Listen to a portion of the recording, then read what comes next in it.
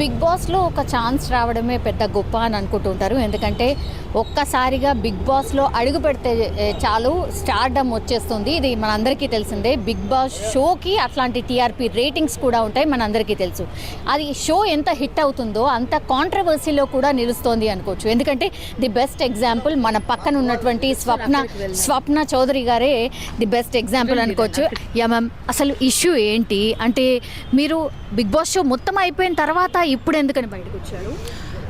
Big boss show complete అయ్యేంత వరకు third పర్సన్కి అసలు ఈ విషయం చెప్పొద్దు, చెప్తే నేను రిజెక్ట్ చేస్తారు అని చెప్పారు. So December 17th show complete అయిపోయింది. December 20th నాకు అతను అమౌంట్ ఇస్తాడు అని ఒక అగ్రిమెంట్ రాశారు. సో లీగల్గా వెళ్తున్నప్పుడు అగ్రిమెంట్లో ఉన్న తేదీ వరకు నేను వెయిట్ చేయాలి కాబట్టి వెయిట్ చేశాను. సో ఆ తర్వాత January 6 వరకు వెయిట్ చేయమన్నాడు.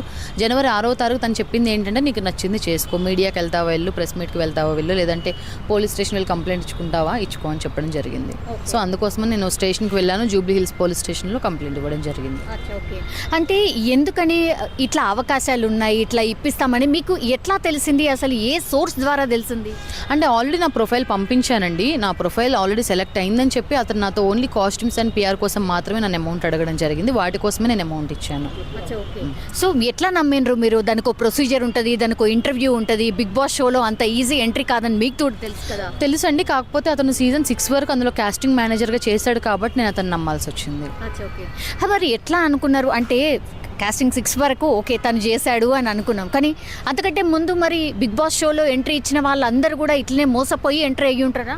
లేదండి. సో బిగ్ బాస్ షో వాళ్ళు ఎప్పుడు ఎవరిని అమౌంట్ అడగరు. నేను మళ్ళీ అదే చెప్తున్నా, నేను ఏదో బ్యాక్ డోర్ ద్వారా వెళ్ళాలని కాదు, నేను ఓన్లీ కాస్ట్యూమ్స్ కోసం అండ్ PR కోసం మాత్రమే అమౌంట్ ఇచ్చాను. అది ఇప్పుడు ఏంటి ఫర్దర్గా మీరు ఏంటి లీగల్లీ ఎట్లాంటి ప్రొసీజర్ ఫాలో కాబోతున్నారు? అతను ఎవరైతే ఇద్దరు మిమ్మల్ని మోసం చేశారు అని అంటున్నారు కదా, మీలాంటి బాధితులు ఎంతమంది ఉన్నారు? ఇంకా ఒక 5 to 10 members వరకు ఉన్నారండి. సో వాళ్ళు కూడా మాట్లాడారు. వాళ్ళు కూడా నాకు తెలిసి మీడియా ముందుకు వచ్చి మాట్లాడే అవకాశాలు ఉన్నాయి. లీగల్లీ ఎట్లా ఏం ప్రొసీజర్? అదంతా అడ్వకేట్ అండ్ పోలీస్ వాళ్ళు చూసుకుంటారు సార్ వాళ్ళు. Thank you. సో మీరు కోరుతుంది ఏంటి? అతను మా టీవీ యాజమాన్యానికి, బిగ్ బాస్ వారికి, నాకు అందరికీ క్షమాపణ చెప్పాలి అండ్ ఇంకెవరి దగ్గర కూడా అమౌంట్ అడగకూడదు అండ్ నా అమౌంట్ నాకు రిటర్న్ ఇవ్వాలి. Thank you.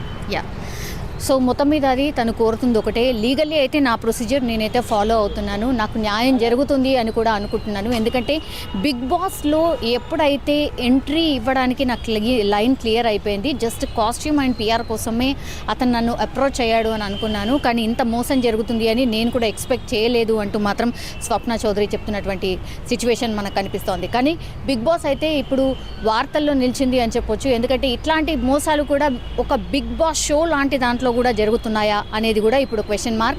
దాని మీద ఇంకా రకరకాల క్వశ్చన్స్ కూడా రైజ్ అవుతాయి. మరి గతంలో తీసుకున్న ఆ 1 to 6 వరకు ఎవరైతే కంటెస్టెంట్స్ ఉన్నారో మరి అందులో కూడా ఇట్లనే మోసపోయిన వాళ్ళు ఎవరైనా ఉన్నారా లేదా తెలియదు. బట్ స్వప్న చౌదరి ఎప్పుడైతే బయటకు వచ్చిందో ఆ తర్వాత నుంచి 5 నుంచి 10 మంది తనకి కాంటాక్ట్ అయ్యి మేము కూడా ఇట్లా మోసపోయామన్నటువంటిది చెప్పారంట. సో ఇప్పుడైతే కాసేపట్లో తను కూడా మీడియా ముందు పూర్తి విషయాలు చెప్పబోతున్నారు అండ్ లీగల్లీ ఎట్లా ప్రొసీజర్ కాబోతున్నారు అనేది కూడా మరి కాసేపట్లో తెలియబోతుంది.